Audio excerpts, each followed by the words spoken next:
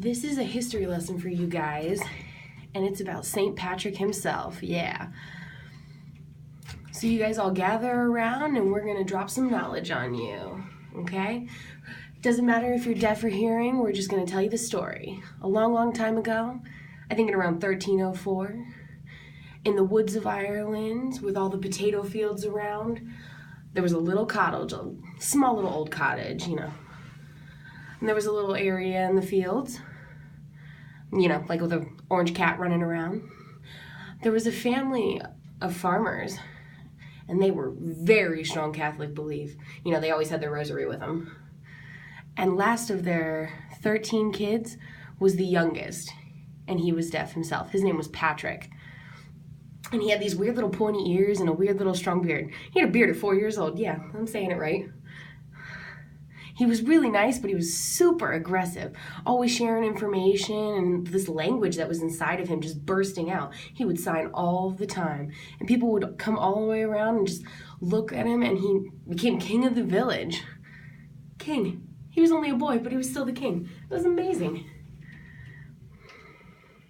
And so he saw this rainbow, and he wanted to follow the rainbow and see what was at the end of it. He never changed his clothes. He always had the suspender and bow ties with a little suit on. Always. This green little suit.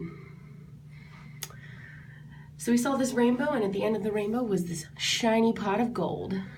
So he told his parents and kissed him goodbye, and he was out of here. Running fast in the wind, beard flopping in the wind, and finally when he arrived at the end of the rainbow, which was in France, he saw this building and went inside and kicked down the door and saw these two men sitting there. And they were speaking orally. But they were both deaf, and he's like, I don't understand you. So he taught them sign language, kept teaching them sign language.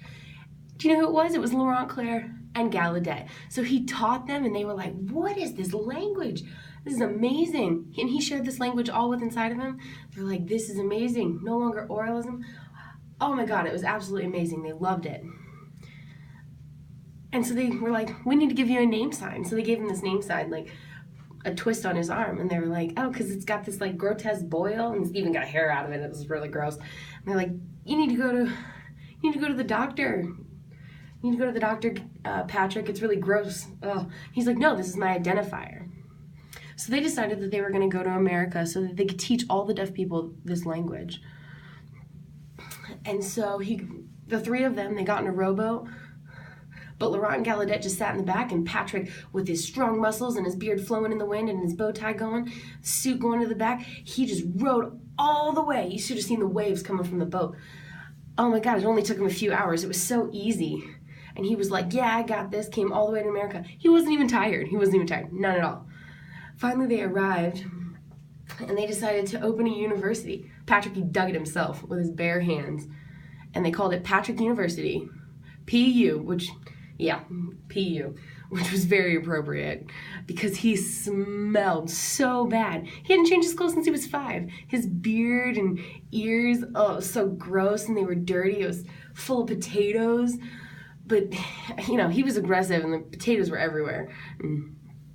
But his language was wonderful. Gallaudet and Laurent Claire they just kept taking in this language from him and learning, and they decided to hide Patrick away in this basement because they locked him away so they could learn. They even stole his Lucky Charms, his cereal. His mom had made the Lucky Charms, yeah. And finally, you know, Patrick, he was fed up. He kicked down the door and fought these guys, and when he wanted to go, and he even knife fought Laurent, and that's how he got his name sign. He was so mad, and he went over to Chicago and was crying, and, you know, crying his green tears into the river, the Chicago River.